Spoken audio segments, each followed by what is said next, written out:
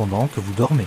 L'Europe dépense des centaines de milliards d'euros, pas dans les infrastructures, pas dans les hôpitaux, dans quelque chose de beaucoup plus grand et presque personne n'en parle. Plus de 43 milliards ici, 54 milliards là, 80 milliards ailleurs, tous à coordonner en silence.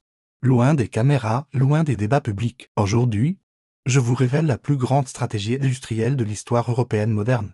Une stratégie qui va redéfinir l'économie mondiale et votre avenir. Restez jusqu'à la fin, car ce que je vais vous montrer va changer votre vision de l'Europe. Pour comprendre ce qui se passe, il faut comprendre la guerre invisible qui se joue en ce moment même, en 2000.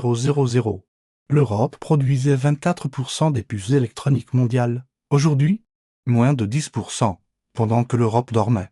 La Chine et les États-Unis ont investi des trillions dans la technologie du futur. Août 2022.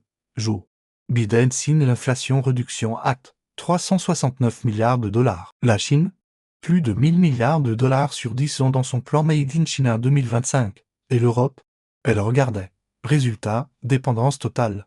90% des puces avancées viennent d'Asie, si Taïwan ferme demain. L'économie européenne s'effondre. La pandémie l'a prouvé.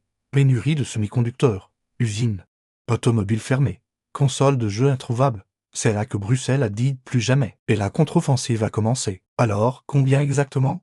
European Chip Act, 43 milliards d'euros mobilisés d'ici 2030. France 2030, 54 milliards d'euros. Allemagne ISUC un fonds, 10 milliards d'euros supplémentaires. IPCEI Batteries 3 vagues. D'investissement, première IPCEI, 3,2 milliards d'euros publics. 5 milliards d'euros privés. Deuxième IPCEI, 2,9 milliards d'euros publics. 9 milliards d'euros privés. Troisième IPCEI hydrogène, 5,4 milliards d'euros publics, 9 milliards d'euros privés. Total combiné? Plus de 150 milliards d'euros en investissement public et privé.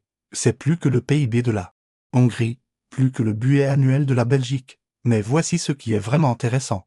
Ces investissements ne vont pas dans n'importe quoi. Ils ciblent 4 secteurs ultra-stratégiques. 1. Les semi-conducteurs. 2. Les batteries électriques. 3. L'hydrogène vert. 4. Les technologies quantiques et liens. Regardez de plus près. Chaque euro investi suit une logique. Militaire, ce ne sont pas des investissements. C'est une stratégie de guerre économique. Passons aux faits concrets. Qu'est-ce qui se construit vraiment en ce moment? Semi-conducteur, Dresden, Allemagne, en ce moment. TSMC construit une méga-usine. 10 milliards d'euros. Magurg, Allemagne. Intel investit 30 milliards d'euros. La plus grande usine de semi-conducteurs d'Europe. Catania, Italie. Sun-Microelectronics agrandit sa production de carbure de silicium. L'objectif? Passer de 10% à 20% de la production mondiale d'ici 2030. Batterie, Northvolt en Suède. 40 milliards d'euros investis. Objectif, 150 gigawattheures de production. AK Alliance. Franco-allemande italienne. Stellantis, Mercedes. Total Energy. Même Tesla a choisi Berlin pour sa Gigafactory UE accent aigu ENN. D'ici 2030. L'Europe vise 550 gigawattheures de capacité, assez pour alimenter 8 millions de voitures électriques par an. Hydrogène vert, un corridor. Hydrogène de l'Espagne à l'Allemagne en construction. 470 projets financés à travers l'Europe. Objectif, 10 millions de tonnes d'hydrogène vert en 2030. Technologie quantique, 200 millions d'euros investis dans 6 projets de puces quantiques. Gaia X, le cloud souverain européen pour concurrencer Amazon, Google, Microsoft. Vous voyez le pattern. Chaque secteur vise la même chose, l'indépendance stratégique. Mais alors, pourquoi vous n'en avez jamais entendu parler aux infos? Raison numéro 1, la complexité bureaucratique. Pour qu'un projet IPCEI soit approuvé, il faut coordination entre 12-27 et approbation de la Commission européenne, vérification des règles d'aide d'État, engagement de cofinancement privé temps moyen. 2-0. Raison numéro 2, lui communique mal. Quand lui annonce 43 milliards, personne n'écoute. Quand Elon Musk tweet, le monde entier réagit. Les États-Unis font du spectacle, l'Europe fait du travail. Raison numéro 3, sensibilité géopolitique. Imaginez si l'Europe déclarait publiquement « On va détruire votre monopole technologique, guerre commerciale instantanée ». Donc l'Europe avance, en silence, pendant que les médias parlent de Brexit, d'élections, de scandales. Des centaines d'usines sortent de terre, et personne ne regarde. Ok, mais moi. En quoi ça me concerne? Laissez-moi vous montrer comment votre vie va changer. Emploi, secteur. Batterie, 800,000 emplois créés d'ici 2030. Semi-conducteurs, 100,000 emplois directs. Hydrogène.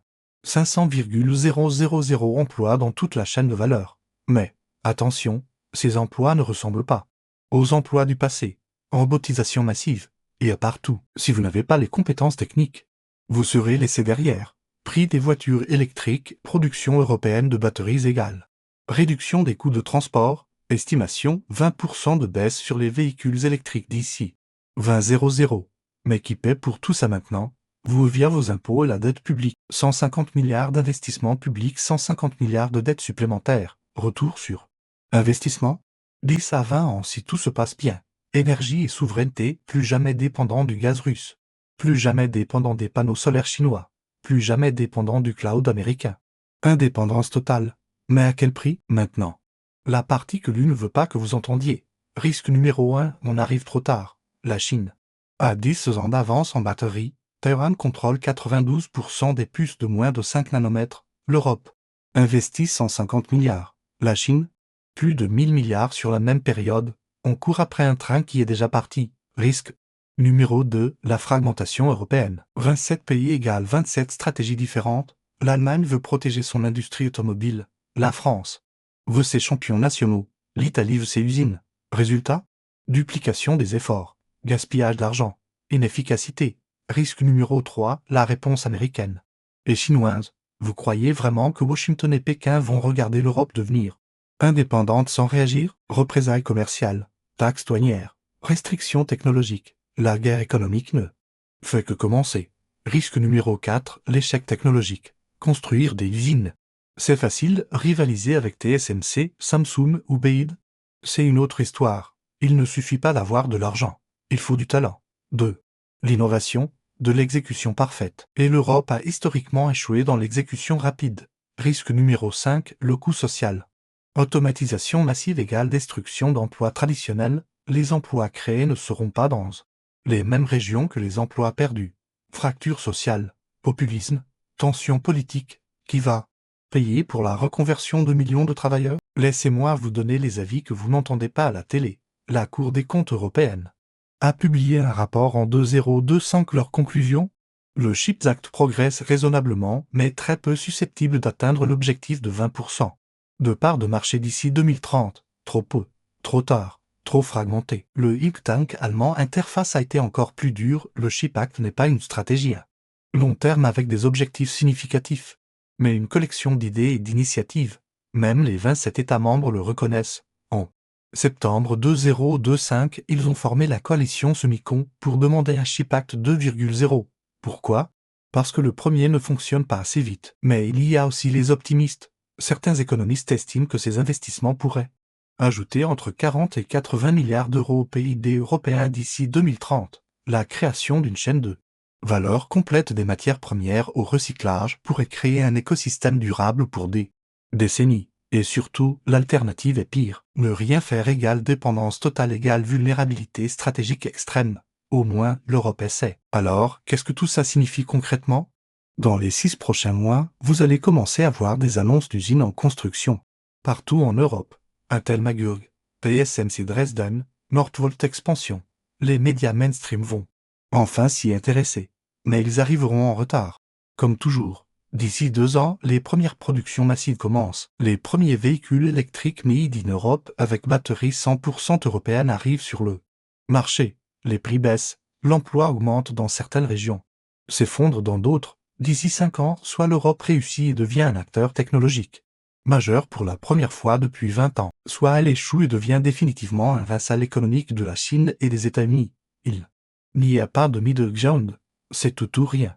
Voici ce que vous devez comprendre, cette stratégie n'est pas secrète par malveillance, elle est discrète par nécessité géopolitique, elle n'est pas un complot. C'est une réponse tardive mais massive à une menace existentielle. Elle ne garantit pas le succès, mais elle donne une chance, et contrairement à ce que les cyniques disent, l'Europe a déjà prouvé qu'elle peut réussir. Airbus, Ariane, le CRN, le programme Erasmus.